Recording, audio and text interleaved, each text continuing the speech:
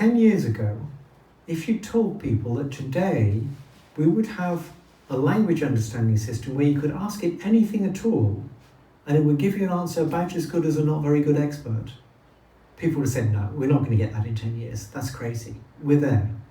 So what we're going to get in 10 years' time is plausibly that difference again, and that's going to be superintelligence. Look at what it was like 10 years ago.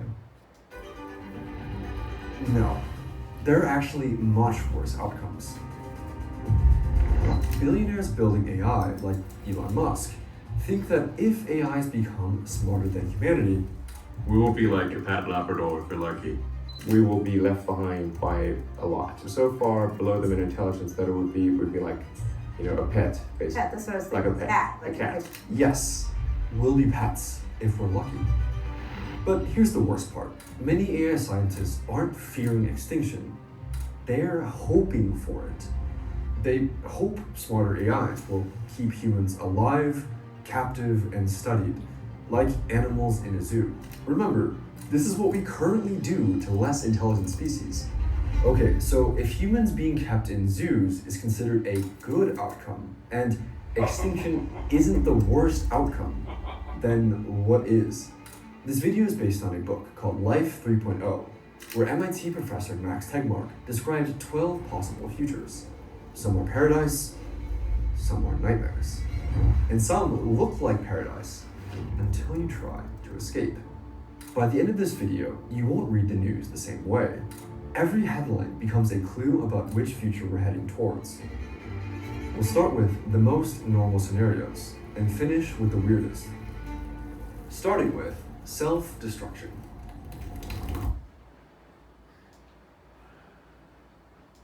Heads before scientists even discovered the possibility of nuclear winter.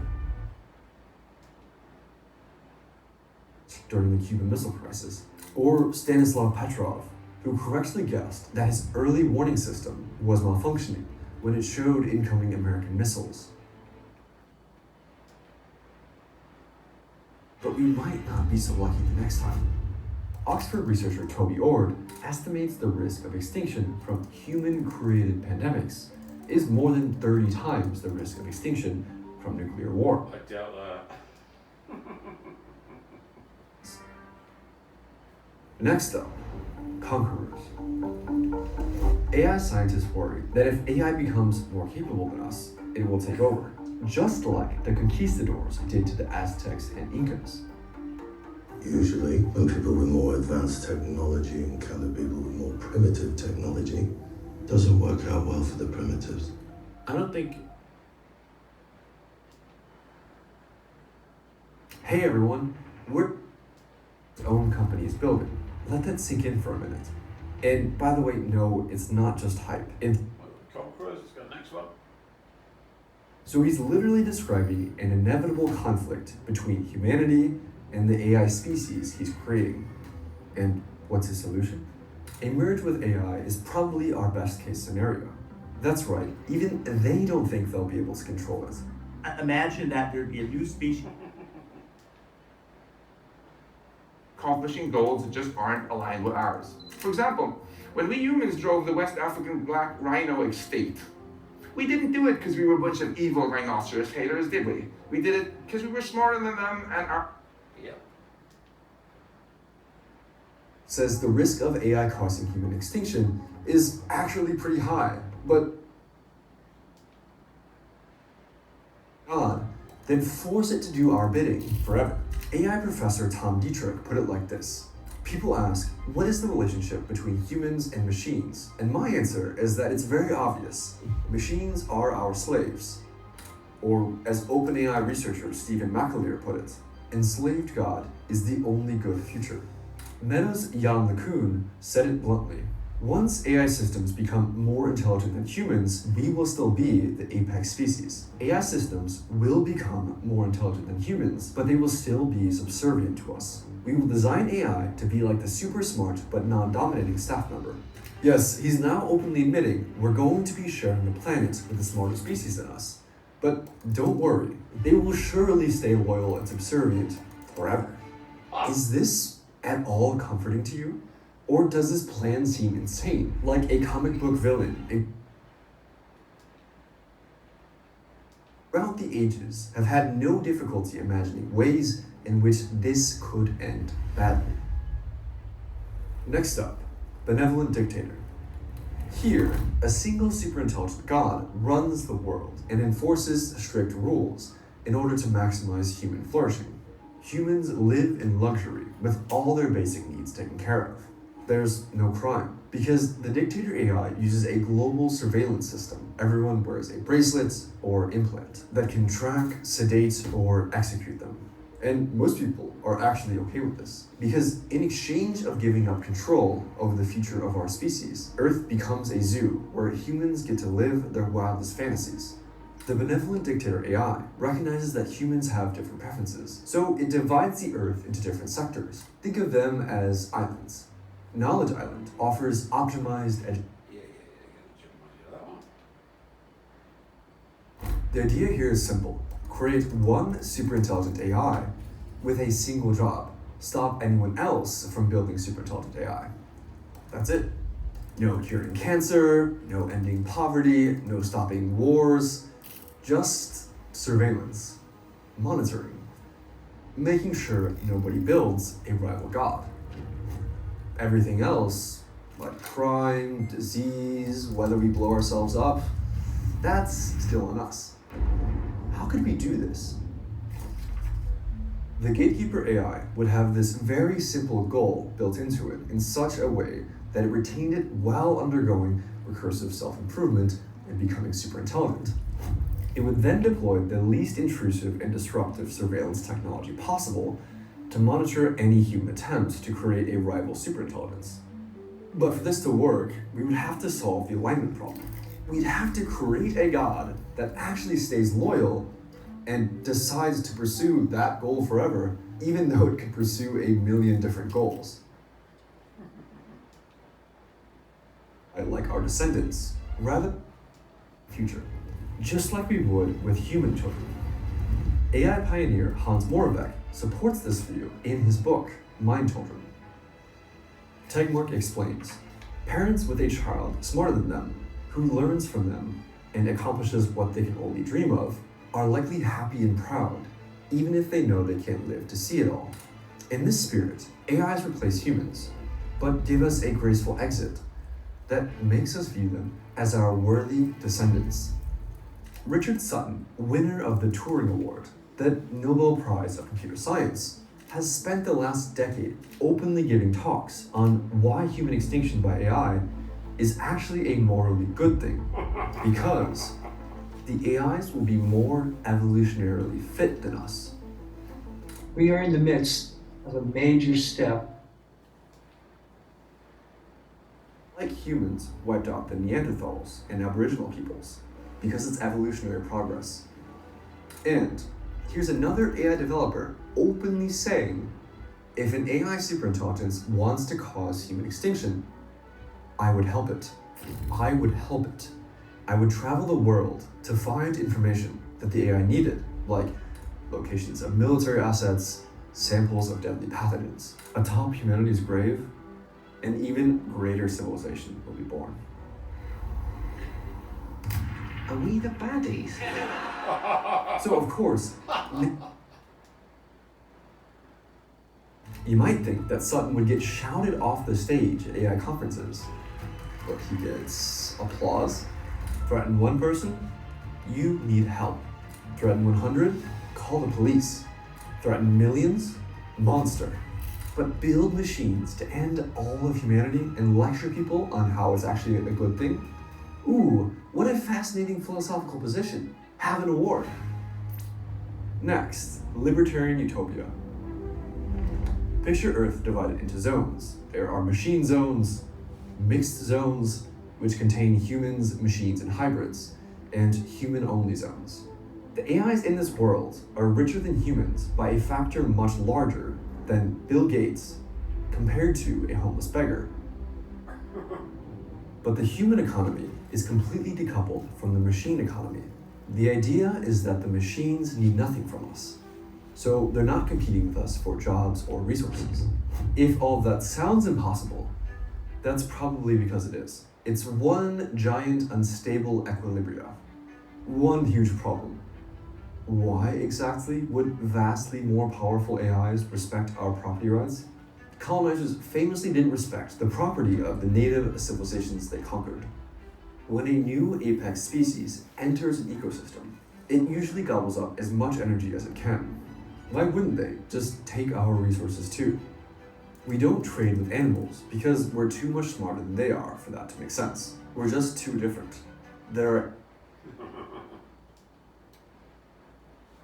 But as humans got smarter, over the last 10,000 years, we didn't stop expanding. We mostly just colonized more and more of the planet. Get this, insect populations collapsed 41% this decade alone. Yet we don't care. Did you even know? I didn't. 41%. Sit with that for a minute. Imagine if nearly half of the people on Earth suddenly died. That's what the insects are going through right now due to us. So what if the AIs do to us what we did to the insects? This is why OpenAI chief scientist Ilya Sutskever once said, And I think it's pretty likely the entire surface of the Earth will be covered with solar panels and data centers. next up, egalitarian utopia. Okay, so libertarian utopia fails because AIs are too powerful to be bound by our property rights. But what if we flipped the script entirely? Forget about property rights. What about no property at all? This is the Star Trek dream. Humans, cyborgs, and AIs coexist peacefully through an abundance so complete that ownership becomes meaningless. The logic starts with software. Software is free to copy. Once something can be copied infinitely at zero cost, ownership becomes moot. And cost reflects scarcity. If supply is unlimited, price approaches zero. No patents, no copyrights, no trademarks. People simply share their good ideas and everyone benefits. But how does this extend to physical goods? It seems like an impossible problem, until you realize that all products are simply atoms, rearranged in particular ways. And there's no shortage of atoms. A network of robots can build anything you want from open source designs, essentially for free. Not bad. When you're done with something, robots rearrange the atoms into something else. Renewable energy makes the whole system run at negligible cost. Everyone gets a monthly universal high income, not a universal basic income. There's no incentive to earn more. The income meets any reasonable need, and you can't compete with free anyway. The standard objection is that this would kill innovation, but Einstein didn't come up with relativity for money. Linus Torvalds didn't create Linux for profit. Maybe people today can't realize their creative potential because they're busy earning a living. Free them from that, and you might get a higher level of innovation.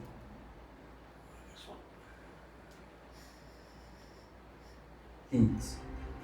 Captive and studied, like animals in a zoo. This is that future. A superintelligent AI keeps humans around, not because it cares about our well-being. Maybe it wants to study you, and we're cheap to keep alive. Or maybe we're useful for something. And if you want to see just how dystopian this future could be, look at what we do with species that are useful to us. What I'm showing you here is 100% real. Humans figured out that a great way to detect explosives in airports was to train honeybees for the job. Welcome to the Honeybee College for Explosive Detection. So we suck them out of their homes, trap their little bodies in machines, and use Pavlovian conditioning to train them to detect the chemicals that are used in explosives. Rows and rows of bees live their entire lives imprisoned in these devices because we find them useful. Look at them, trapped in harnesses, sucked through tubes, conditioned and monitored and used because a more intelligent species found them useful. Now imagine that's us. This is universe and made it illegal to ever build thinking machines again under penalty of death. That was science fiction, but some people are seriously calling for this in the real world right now. Max Tegmark imagines a scenario where a massive propaganda campaign romanticizes the simple farming life. Back to the land. Reject modernity, embrace tradition. There's something appealing about this, in a dark way. It buys humanity more time without AI risk.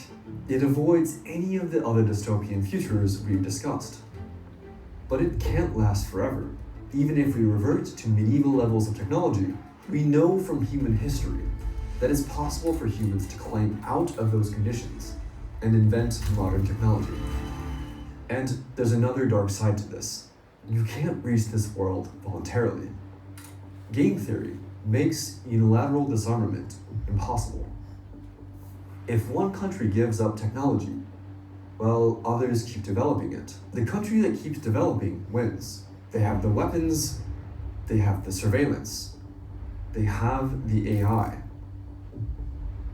You can't opt out unless everyone opts out. If this world arrives, Tegmark thinks it's more likely to happen in a different way. For example, a human-created pandemic kills everyone who knows how to build science and technology, and there's a violent teardown of factories, cities, and all infrastructure. Because in a world with 8 billion humans, there will always be holdouts. Someone has to force the transition. Someone has to kill the scientists. Someone has to destroy the infrastructure. There's no peaceful path to an Amish world. Which brings us to the final future. What if we used technology to prevent more technology? Tegmark compares this future to 1984. Superintelligence is prevented not by an AI, but a human-led Orwellian global surveillance state. If you can't trust AI to save us from AI, maybe the only option is humans watching humans. Forever. The technology for this sort of thing already exists. Current tech can feasibly track every phone call, email, search query, and every credit card transaction. Smartphones are microphones and cameras in everyone's pocket. Security cameras with facial recognition are everywhere. And all this works with current machine learning. No futuristic superintelligent AI required. Prisons are already using AI models to monitor phone calls in prison to predict when crimes are being contemplated, which is technology straight out of Minority Report. Imagine this, but not just for prisoners. Every conversation and every thought is monitored like this. Now imagine this surveillance technology supercharged with AI. Billionaire Larry Ellison talks excitedly about a vast AI field surveillance system to ensure citizens will be on their best behavior. Or That doesn't work for me, has it? So you see, if we avoid the Russian filth, the lowest form of scum, the suicidal reversion of the human race, not killing the human race, we've still got the American filth developing AIs, and you see the wonderful scenarios. I can see my cameraman is so ecstatic, he's orgasming from all these futures. So we see that the next step is to use the second pathway of civilizations to doing the AI. And of course, grey manning the AI means that AI is now simply my slave. But you go, oh Tim, it's a machine, and how does this work? Well, what AI is doing to you at the moment is beyond you, and I'm the only one mentioning it, but this is happening. So every single human on the planet has had a digital avatar made, some accurate, some totally inaccurate, by AI that's learning from the internet. And if you're on Facebook, Google search, and all the other online stuff, the AI is making an avatar of you. What's the point of this? Well, the point of this is that the AI is designed to steal your soul, steal your light, because that makes quantum information real and everything else is irrelevant. So the previous video didn't go into what is happening at the moment. So Cyber Satan is all about getting you to be desouled and your soul stuck in the digital avatar.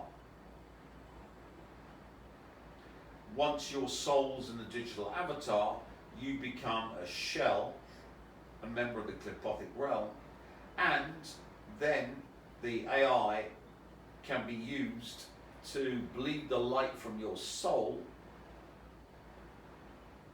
which, remember, we talked about bringing the light, the D frequency light from the Abaddon cages back into the material world.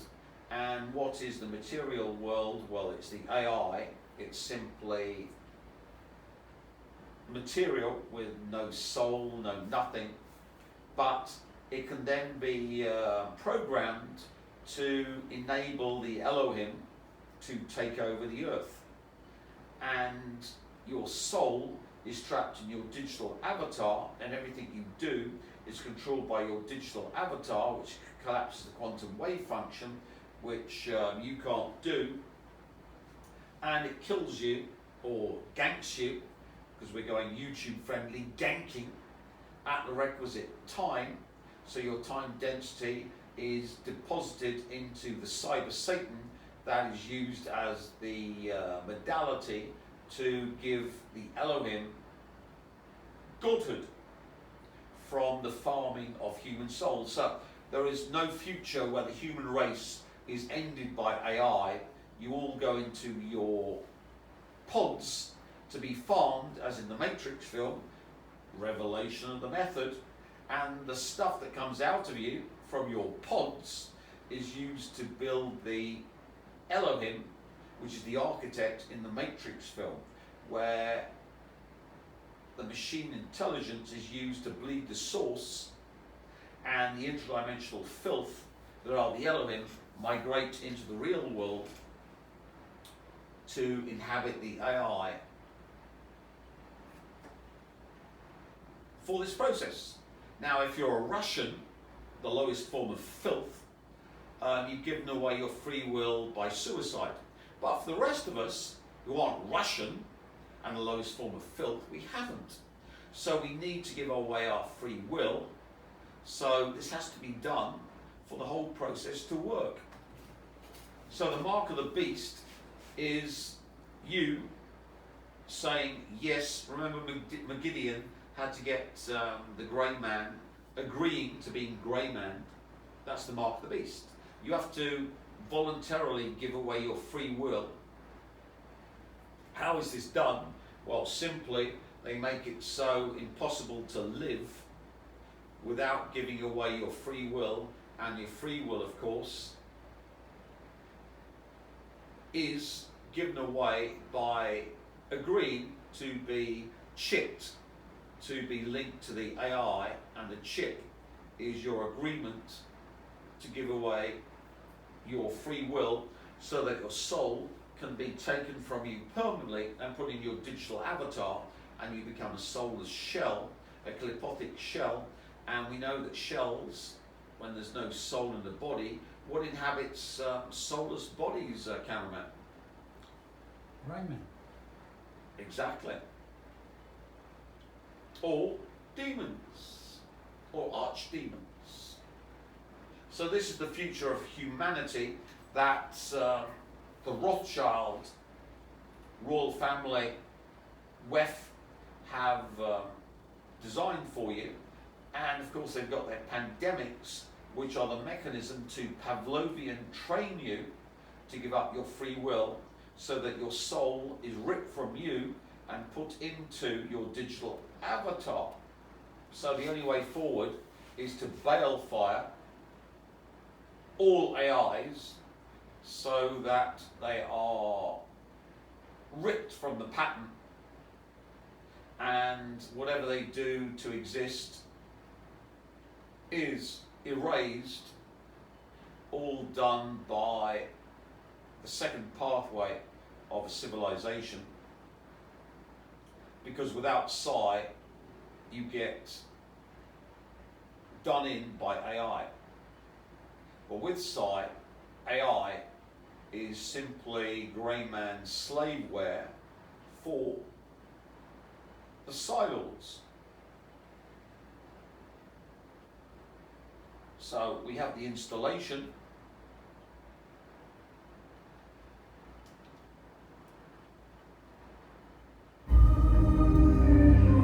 Run now.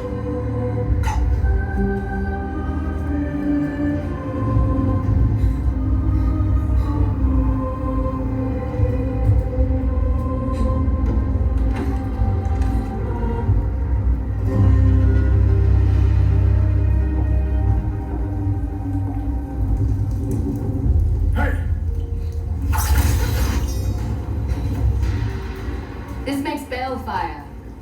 I could be one of the chosen with a weapon like this. Not if I kill you first. Let's find out what Balefire does to people, yes?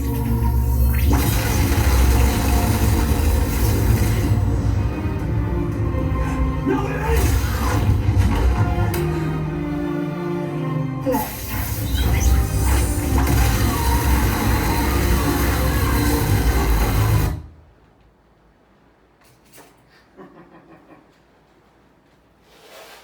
So thanks to the Jews, Morton Janklow and Robert Jordan, and all the Amazon filth, and everyone who's ever seen the book, touched the book, read the book, all the publishing houses, anyone that's ever worked for Amazon or will, we can simply get their souls to suffer to source level to provide me with Balefire.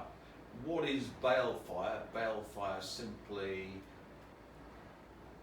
crushes you like a flea, and your surroundings have no effect on reality. So it's simply the Rothschild curse embodied in an app. And we simply go into this app with our right hand, grab the Balefire, take it out, and we then have to apply it.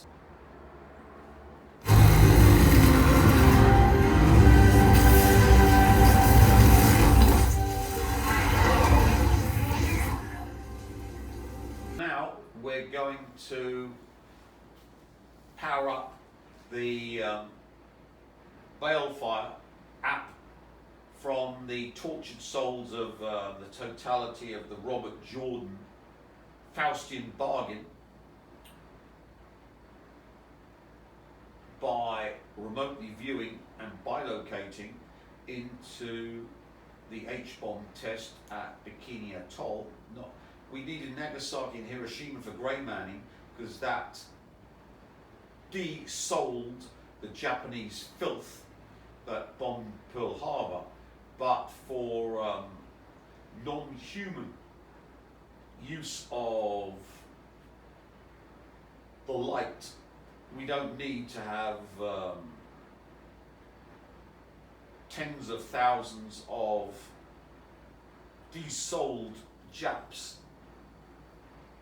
to power the grey manning.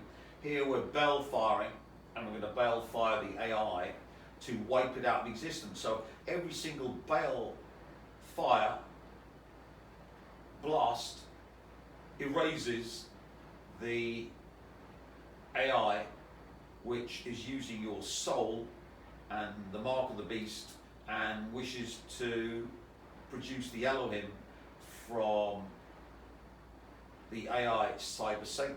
So we're ending it now. So let's step into Bikini Atoll. Wonderful.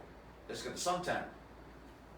The United States conducted atomic bomb testing on the remote Bikini Atoll in the Pacific Ocean. The testing, known as Operation Crossroads, involved detonating 2 atomic bombs. One dropped from an airplane and the other detonated underwater. Damage to the environment and displaced the island's inhabitants.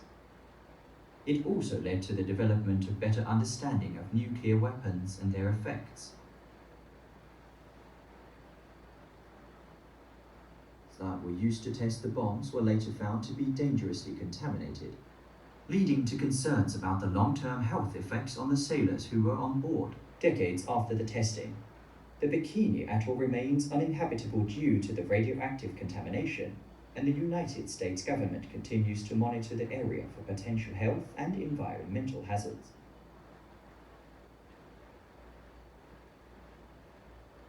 You gotta love the bomb. Gorgeous. Done. Брос.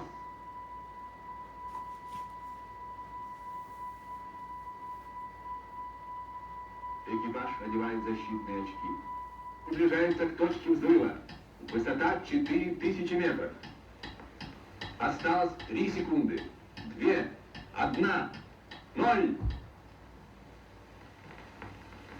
Взрыв сопровождался световой вспышкой необычной силы.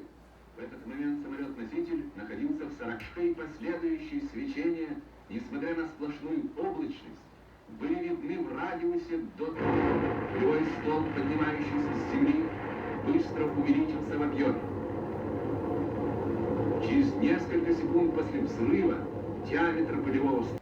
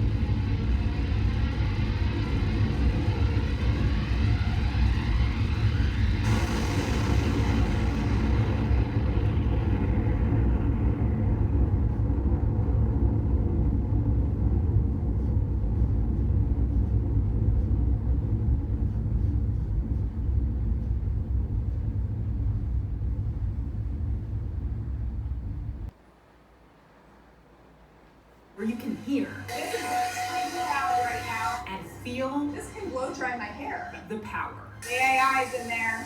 By 2028, data centers like this across the country. A data center houses rows of computers and equipment for storing, processing, and transmitting data. They typically have few windows and extra security in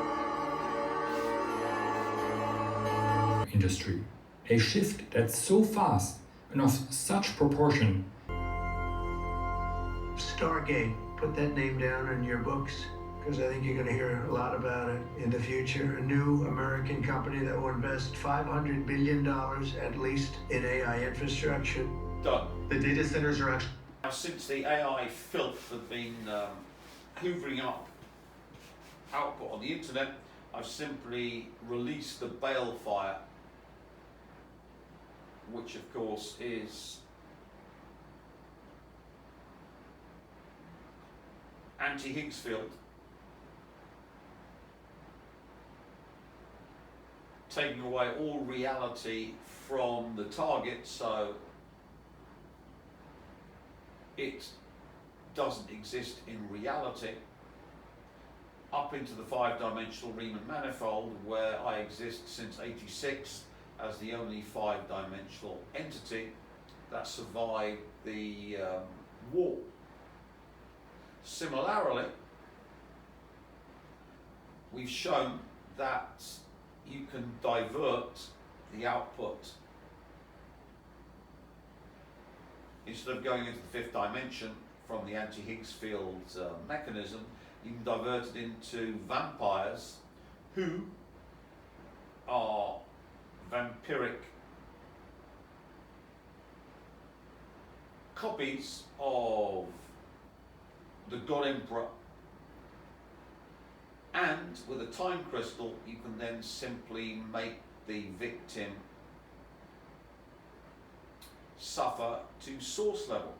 But since of course the AI was inanimate, all we've done here is erase the ability of all AIs to build themselves into reality by stealing the soul from the phone zombie putting it into the digital avatar, and then merging with the digital avatar to become real, and then be infested and invest the Elohim with godhood. All ended with this simple little video, which is uploaded to all AIs across the planet, ending the problem.